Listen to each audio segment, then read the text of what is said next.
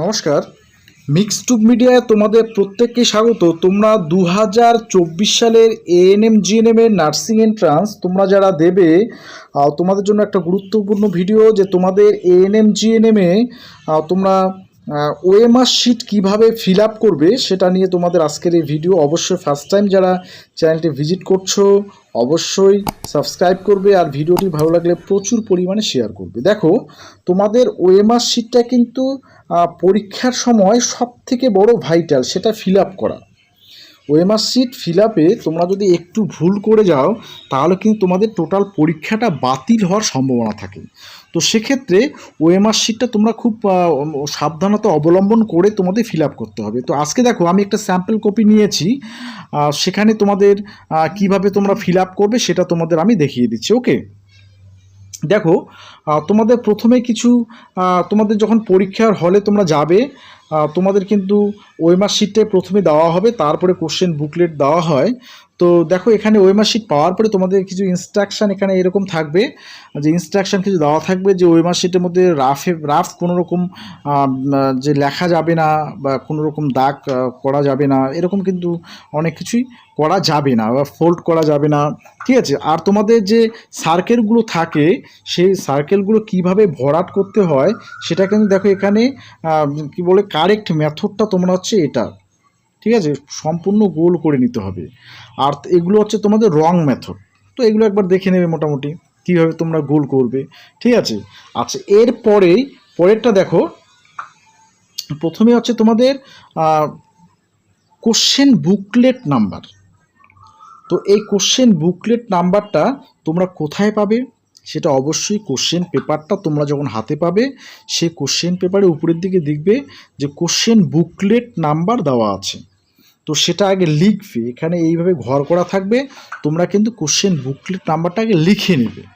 আচ্ছা, লিখে নিলে এরপরেই তোমরা দেখবে সাপোজ প্রথমে আছে 2, তাহলে এই 2টার নিচে দেখো কোথায় 2 লেখা আছে, অর্থাৎ নিচে কলামে তোমাদের 2 কোথায় লেখা আছে সেইটা গোল করতে হবে। ওকে, তারপরে 1 নিচে কোথায় আছে সেটা গোল করতে হবে।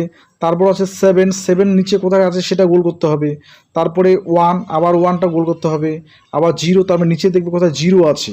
কখনো একটা কলামের মধ্যে তোমরা কিন্তু দুটো গোল করতে যাবে না বা করবে না, এটা কিন্তু খুবই সাবধান।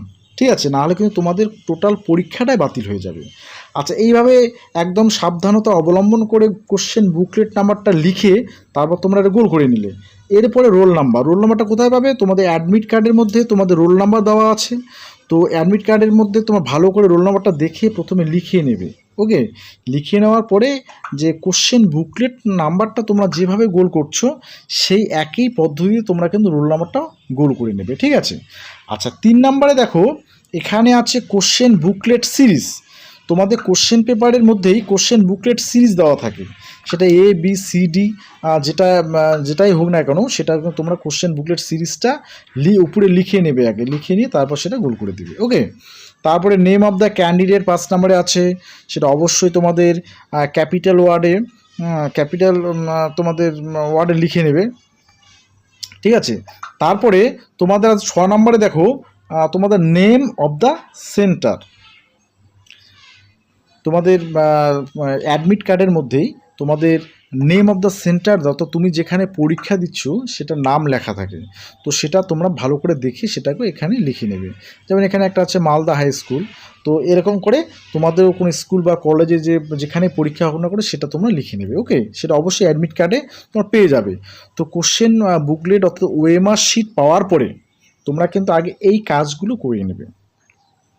তারপরে তোমরা যখন আনসার করবে, এই আনসারের অপশানগুলো তোমাদের রয়েছে। আনসারে তোমাদের 1 থেকে 115টা অপশান থাকবে। ঠিক আছে, তো সেখানে তোমরা কি করবে, দেখো 1-এর দাগের কোনটা ঠিক সেটা তোমরা অবশ্যই সেখানে গোল চিহ্ন দিয়ে দেবে। কীরকম করে, যে 1-এর দাগের তোমরা দেখো প্রশ্ন 1-এর তোমাদের D নাম্বার অপশানটা কারেক্ট, তাহলে তোমরা অবশ্যই ডিটা গোল করে দেবে। এইভাবে তোমরা কোশ্চেনগুলো আনসার করবে। আর একটা বিষয়, তোমাদের যে ক্যাটাগরি 2 আছে, যে ফিজিক্যাল সায়েন্স এবং বায়োলজির ক্ষেত্রে, সেখানে কিন্তু একটার বেশি তোমাদের আনসার কারেক্ট হয়। তো সেক্ষেত্রে তোমাদের একটা কোশ্চেনে তোমাদের 2-3টা করে কারেক্ট অপশন থাকতে পারে। সেখানে ABCD যদি গোল করতে হয় তাহলে করে দিবে, সেখানে 2 বা 3টে গোল হতে পারে। বাদ বাকিগুলোতে কিন্তু একটা মাত্রই গোল করবে, ঠিক আছে, একটা অপশানে কারেক্ট থাকে, ঠিক আছে, এরকম করে নিলে। তারপরে দেখো তোমাদের 7 নম্বরে আছে সিগনেচার অফ দ্য ক্যান্ডিডেট। অর্থাৎ তোমাদের 7 নম্বরের সিগনেচার অফ দ্য ক্যান্ডিডেট যেখানে থাকবে অবশ্যই সিগনেচারটা করে নেবে, যেভাবে সিগনেচার করো, ইনিশিয়াল থাকলে ইনিশিয়াল দিয়ে দেবে। তারপরে 8 নম্বরে হচ্ছে সিগনেচার অফ দ্য ইনভিজিলেটর। যিনি ইনভিজিলেটর থাকবেন পরীক্ষায়, ওনার সিগনেচারটা অবশ্যই কিন্তু ওএমআর শিট জমা দেওয়ার আগে ভালো করে এখানে দেখে নেবে যে উনি তোমার ওএমআর শিটে সিগনেচার করেছেন কি না, ঠিক আছে। এটা যদি হয়ে গেল তাহলে তোমাদের ওএমআর শিট কমপ্লিট হয়ে গেল। তারপরে তুমি পরীক্ষা শেষ হলে তুমি সেটা জমা দিতে পারবে, ঠিক আছে। এইভাবে ওএমআর শিট ভালো মতো তোমরা কিন্তু ফিল আপ করে তারপরেই জমা দেবে, ঠিক আছে। তো আজকের ভিডিও এইটুকুই। অবশ্যই ভিডিওটি ভালো লাগলে প্রচুর পরিমাণে শেয়ার করবে।